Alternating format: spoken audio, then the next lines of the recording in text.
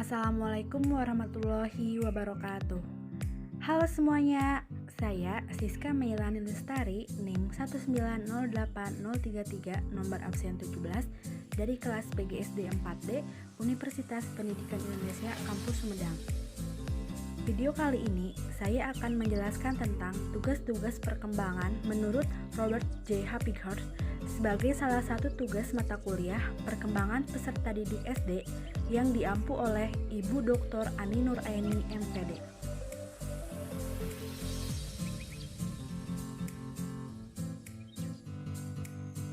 Robert J. Hapighurst adalah seorang profesor pendidikan di Universitas Chicago sejak tahun 1941. Hapighurst merupakan asisten profesor ilmu kimia dan asisten ilmu fisika. Arti tugas perkembangan menurut Robert J. Hapighurst. Tugas perkembangan adalah tugas yang muncul sekitar periode kehidupan individu. Pencapaian yang sukses yang mengarah pada kebahagiaan dan keberhasilan dengan tugas-tugas selanjutnya. Sementara, kegagalan menyebabkan ketidakbahagiaan pada individu dan kesulitan dengan tugas-tugas selanjutnya.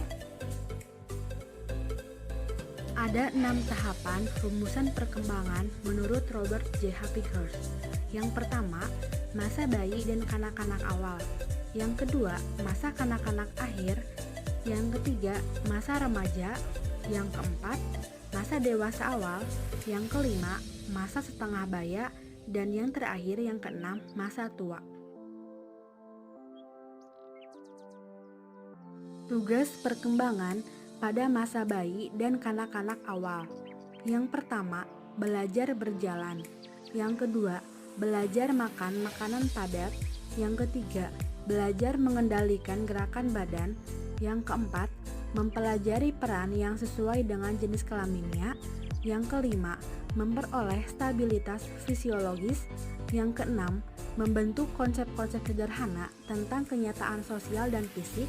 Yang ketujuh, belajar menghubungkan diri secara emosional dengan orang tua, kakak, adik, dan orang lain.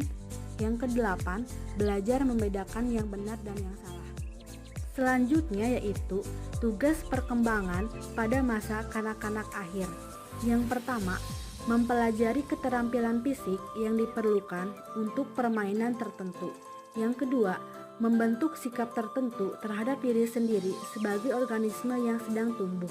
Yang ketiga, belajar bergaul secara rukun dengan teman sebaya. Yang keempat, mempelajari peranan yang sesuai dengan jenis kelamin. Yang kelima, membina keterampilan dasar dalam membaca, menulis, dan berhitung. Yang keenam, mengembangkan konsep-konsep yang diperlukan dalam kehidupan sehari-hari. Yang ketujuh, membentuk kata hati, moralitas, dan nilai-nilai. Yang kedelapan, memperoleh kebebasan diri. Dan yang terakhir, yang kesembilan, mengembangkan sikap-sikap terhadap kelompok-kelompok dan lembaga sosial.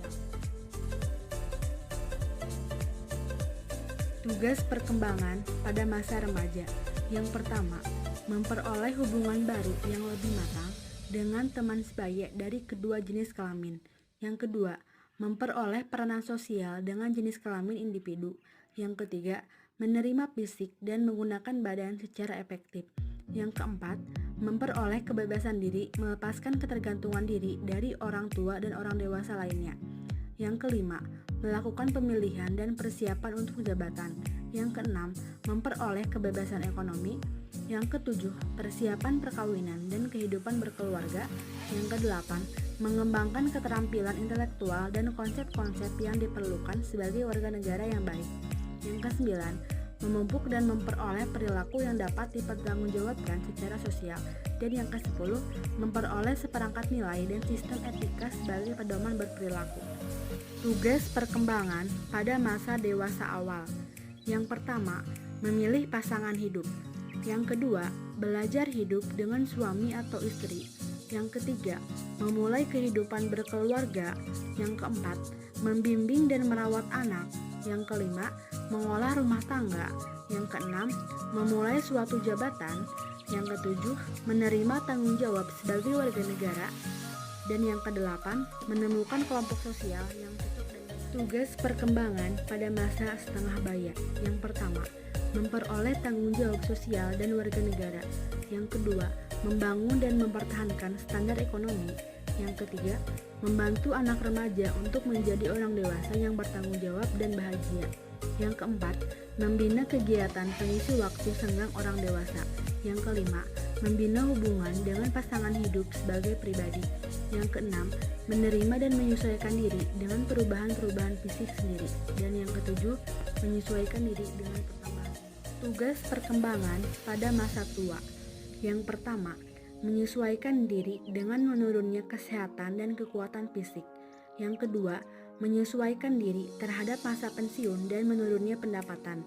Yang ketiga, menyesuaikan diri terhadap meninggalnya suami atau istri. Yang keempat, menjalin hubungan dengan perkumpulan manusia usia lanjut. Yang kelima, memenuhi kewajiban sosial dan sebagai warga negara. Yang keenam, membangun kehidupan fisik yang memuaskan.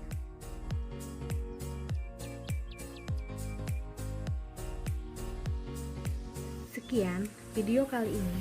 Kurang dan lebihnya mohon maaf. Billahi taufiq wal hidayah. Wassalamualaikum warahmatullahi wabarakatuh.